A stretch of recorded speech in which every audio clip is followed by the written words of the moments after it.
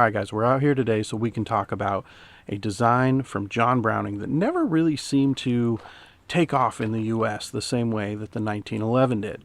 Of course, that's going to be the Browning HiPower. For those of you not quite up to speed, we'll do a quick recap. Not a total history, but a recap. So first, the 1911 comes out, and it becomes wildly popular here in the U.S. It's adopted by military, law enforcement, civilians. It is a favorite pistol for all of the organized crime that was happening at the time.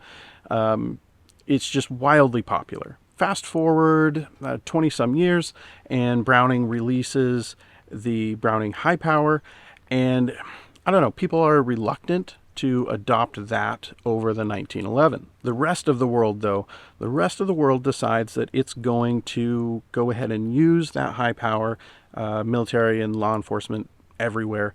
Over the course of the last nearly 100 years, that gun has been copied, cloned, and remade by numerous companies worldwide. As it stands right now, if you're anywhere outside of North America and you need to get a gun, chances are it's probably going to end up being a Browning HiPower or clone thereof. So now that we're up to speed, I'm Mike, this is 360 Tactical Solutions, and this is the Springfield SA35, and that is, of course, a clone of the Browning HiPower. Today's video is just going to be kind of a little bit of an intro. I'm going to take this thing out, we're going to put some rounds through it, see how it performs. I'm going to do more of a deep dive later on. Today we're just getting out and breaking her in.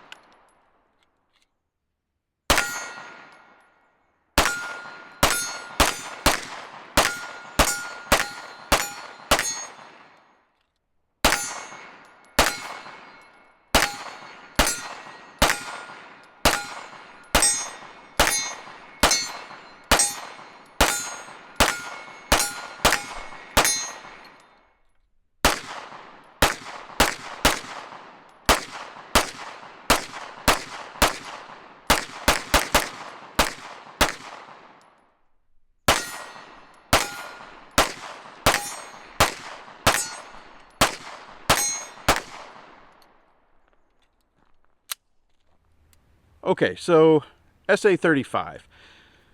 I brought 500 rounds out here with me today. I've got probably 100 rounds left. It's a loose pack box there in the van. So far, so good as far as performance of the gun. It runs well. It's pretty damn accurate. There are some downsides. First off, the grip. I'm not a big fan of the grip. It doesn't feel as ergonomic as a 1911. Maybe I'm a little partial there. I don't know. I think there's going to be a learning curve for people who already have experience with other platforms trying to shoot this gun. For instance, while I'm gripping, I'm trying to get my thumbs in my normal shooter's grip, and there were multiple times there where my thumb would activate the slide lock, so it would fire, the slide would come back, and then lock, even though I basically had a full mag. That, of course, is a me thing. I guess I just have to get used to the grip. The other thing about the grip is I tend to ride a fairly high grip. You know, I've been shooting polymer striker-fired guns for a long time, and so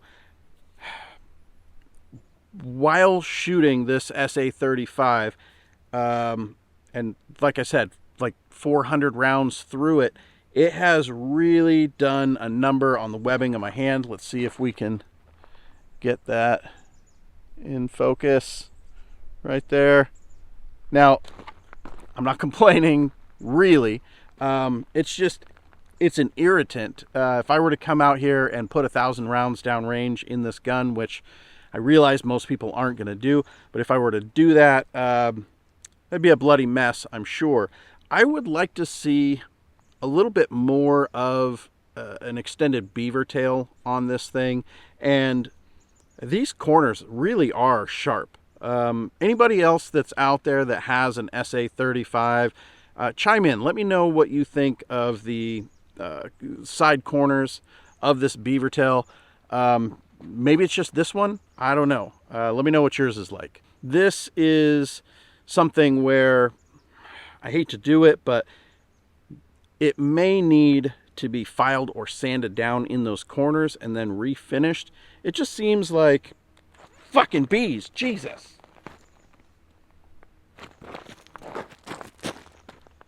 God. I'm trying to work here. Look, it just seems like the people at Springfield maybe should have seen that coming. I'm a big fan of a more extended and pronounced beaver tail than what this gun has.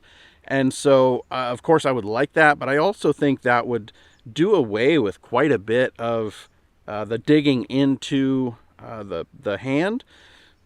Oh well, it is what it is. Perhaps some different grip panels may help with that. I don't really know. This is my first time taking it out to the range, so it's not like I've, been out here and put 5,000 rounds through the gun. Now, the design, the Browning HiPower design is iconic. It is a classic. And I like the fact that you do have double stack magazines for this.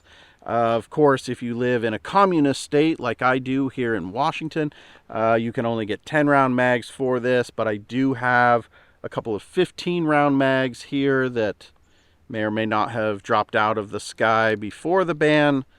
That's a whole different story. Look, it's a good gun. It's a lot of fun to shoot. It has a lot of potential. Luckily, there are some companies out there that are making some performance parts, some aftermarket parts for this gun to kind of bring it to a more elevated or updated state. So I think we're going to look at some upgrades for this thing, and we'll come back and hopefully we'll get it up to the 2,000 round mark and really kind of see how I'm feeling about it at that point. Is it a replacement for the 1911? I don't know. That's going to be a conversation for a different video, I think. I don't think that it's fair to really make that comparison at this point, only having, put 400 rounds through this one right now. I can say this much, though. Springfield Armory has done a pretty good job with this design. I think it's got a lot of positives to it, even though I think it needs a little bit of smoothing around the edges. I think it's a great gun so far. And I look forward to putting more rounds through it and coming back and letting you guys know what I think of it overall once we get a higher round count and a few upgrades on it. That's going to be it for today, guys. I will be back really soon with some more information about the SA35. I do have another 100 rounds with me. I just may as well use them while I'm here. No need in, bringing ammo home. I'm going to polish this off. I'm going to get out of here and get home. You guys take it easy out there. Stay safe, and I'll see you back here real soon.